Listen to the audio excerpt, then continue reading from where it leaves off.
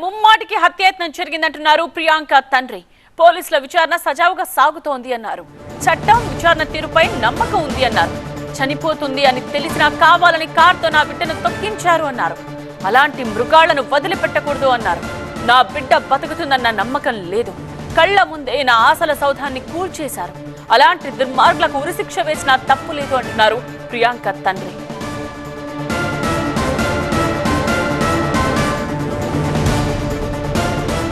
నా బిడ్డ పరిస్థితిని చూసి ఏడ్చి ఏడ్చి కన్నీళ్లు ఇంకిపోయాయని వాపోయారు ప్రియాంక తండ్రి వెంకటేష్. తప్ప తాగి ఇలాంటి యాక్సిడెంట్స్ చేసేవారిని వదిలిపెట్టకూడదని ఆగ్రహం వ్యక్తం చేశారు ఆయన.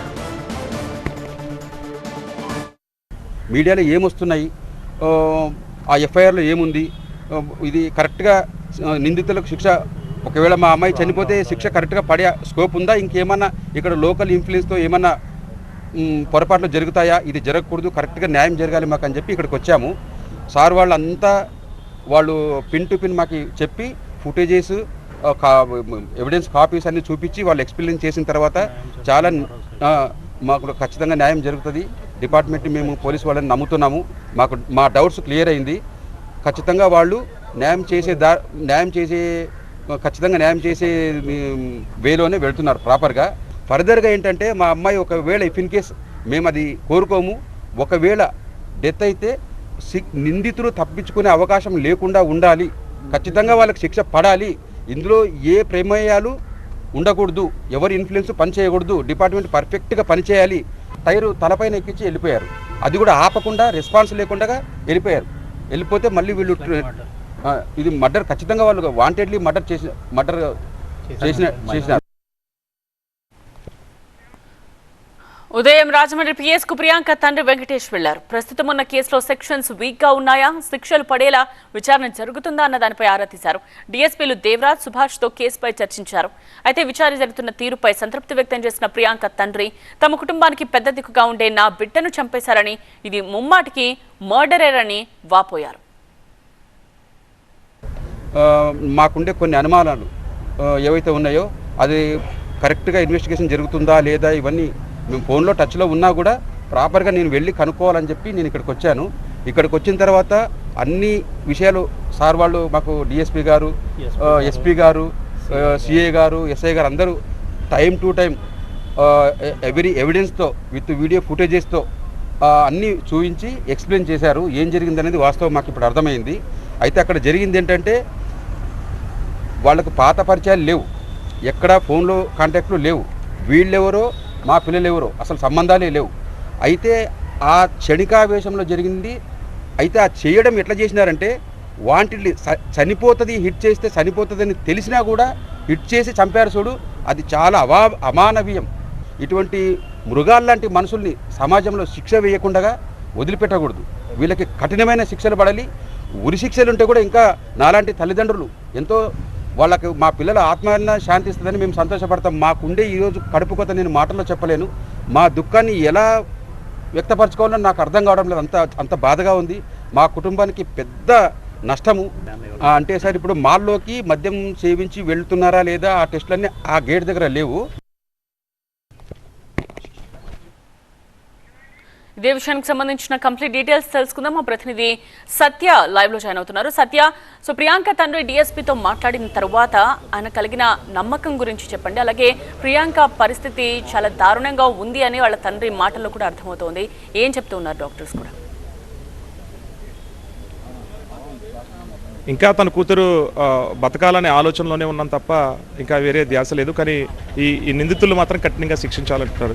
అయితే హైదరాబాద్లో ట్రీట్మెంట్ పొందుతున్న తన కూతురు అంటే ఆర్గాన్స్ కొన్ని పనిచేస్తున్నాయి, కొన్ని పనిచేయట్లేదు. డాక్టర్లు, వైద్యులు చెప్పినటువంటి అంతా కూడా వివరించారు. తర్వాత ఇక్కడ అంటే ముందు ఏదైతే ఈ ఘటనకు సంబంధించి కొన్ని సోషల్ మీడియాలో కొన్ని ప్రచారాలు జరుగుతున్న నేపథ్యంలో దాన్ని నివృత్తి చేసుకునేందుకు ఇక్కడికి వచ్చామని చెప్పారు. రాజకీయం కూడా ఏమైనా ఉందా, లేదంటే దీని వెనకాల ఎవరన్నా కావాలని నడిపించారా? ఈ ఎవరైతే యువకులు గుద్దినటువంటి యువకులు ఎవరైతే ఉన్నారో ప్రమాదాలకు సంబంధించినటువంటి బ్యాక్గ్రౌండ్ ఎవరన్నా ఉన్నారన్న కోణంలో మేము ఇక్కడికి వచ్చాము. కానీ పోలీసులు మొత్తం పూర్తిగా వివరాలు చెప్పిన తర్వాత ఆ అనుమానాలన్నీ కూడా పోయాయి. పోలీసులు దర్యాప్తు అంతా కూడా సమగ్రంగానే చేస్తున్నట్లు మాకు అనిపించింది. అయితే ప్రమాదం జరిగిన రోజు సెక్యూరిటీ గార్డ్ కూడా అక్కడ గేట్లు వేసేయడము, గేట్లోంచి అక్కడ బళ్ళు ఆపి పంపించడం మీద కూడా మాకు అనుమానాలు ఉన్నాయి. అక్కడ కూడా ఏదైతే ఈ మాల్ యాజమాన్యానికి సంబంధించిన విషయాన్ని కూడా పోలీసుల వద్ద ప్రస్తావించినట్లుగా చెప్పారు. అయితే తన కూతురు అంటే ఇంత ఘటన జరిగిన తర్వాత ఒక యువత అయ్యుండి రాష్ట్ర హోంమంత్రి స్పందించకపోవడం, లేకపోతే సీఎం చంద్రబాబు, లోకేష్ కూడా స్పందించకపోవడం చాలా బాధాకరము.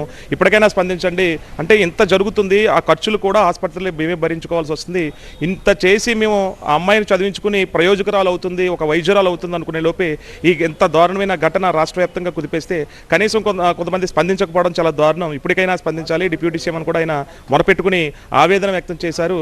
ఒక యువతకి వేరే ఇంట్లో జరిగితే ఒక న్యాయమో, మా ఇంట్లో జరిగితే ఒక న్యాయం అంటూ కూడా ఆయన ఆవేదన, అంటే అక్కడ ఏడ్చి కన్నీళ్ళు ఇంకిపోయాయి, నా కూతురు ఇంకా బతుకుతుందన్న ఆలోచనలో ఆయన కొన్ని విషయాలు అయితే మాట్లాడారు. ఇప్పటికే స్థానికంగా ఉన్నటువంటి రాజమండ్రి సిటీ ఎమ్మెల్యే కూడా ఫోన్లో మాట్లాడారు. కానీ ప్రభుత్వం నుంచి ఎలాంటి సహాయం కూడా అందట్లేదు అనేది ఆయన ఆవేదన వ్యక్తం చేస్తున్నారు. అయితే ఈ కేసుకు సంబంధించి ఒకవేళ తన కూతురు చనిపోతే కనుక సెక్షన్లు ఇంకా మార్చి కఠినంగా శిక్ష పడేలాగా, అంటే వాళ్ళు మద్యం సేవించి బయటకు వస్తున్నప్పటికీ కూడా వాళ్ళు ఇదిలోనే ఉన్నారు. అంటే వాళ్ళు కారు బయటికి తీసుకురావాలి, టర్నింగ్ తిప్పాలి, ఇన్ని తెలిసిన వ్యక్తులు కావాలనే తన కూతురు ఇంటెన్షన్గా గుద్దినట్లుగా కేసు నమోదు చేసి సెక్షన్లు కూడా ఆ విధంగా చేసే విధంగా మాకు న్యాయం జరుగుతుందని చట్టం మీద మాకు నమ్మకం ఉంది, పోలీసుల మీద ఒక నమ్మకం ఉందంటూ కూడా యువతి తండ్రి ఎవరైతే ఇప్పుడు పీజీ చదువుతూ ఇప్పుడు ఆసుపత్రుల్లో కొన ఊపిరితో ఉన్నటువంటి తన తండ్రి చెప్పినటువంటి మాటలు ఇవన్నీ కూడా. అయితే ఏది ఏమైనా ఒక కన్న కూతురు ప్రయోజకురాలు ఒక డాక్టర్ అవుతుందన్న ఇంకొక సంవత్సరాల్లోనే 2 సంవత్సరాల్లోనే డాక్టర్ అయిపోతుంది అనుకున్న కోణంలో ఈ ఘటన జరగడం చాలా జీర్ణించుకోపోతున్నారని చెప్తున్నారు. ప్రస్తుతం అయితే మాత్రం ఈ డిఎస్పీకి ఒక లిఖితపూర్వకంగా అయితే ఒక లెటర్ ఇచ్చారు.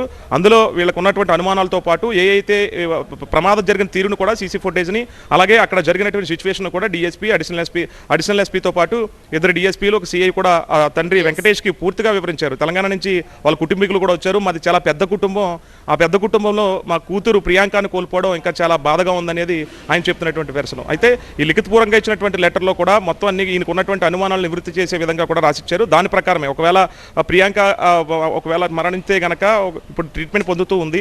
ఆర్గాన్ డొనేషన్ విషయం కూడా ఆ విషయం ఎత్తుద్దంటుంది. ఎందుకంటే తన కూతురు బతకాలనే కోరుకుంటున్నాం తప్ప ఆ దిశగా మేము ఇంకా ఆలోచించలేదనేది వెంకటేష్ చెప్తున్నారు. పోలీసులు కూడా లిఖితపూర్వకంగా ఇచ్చినటువంటి లెటర్ను కూడా తీసుకున్నారు.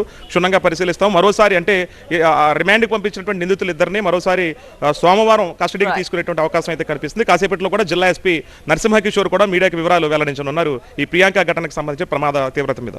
రైట్ సత్య.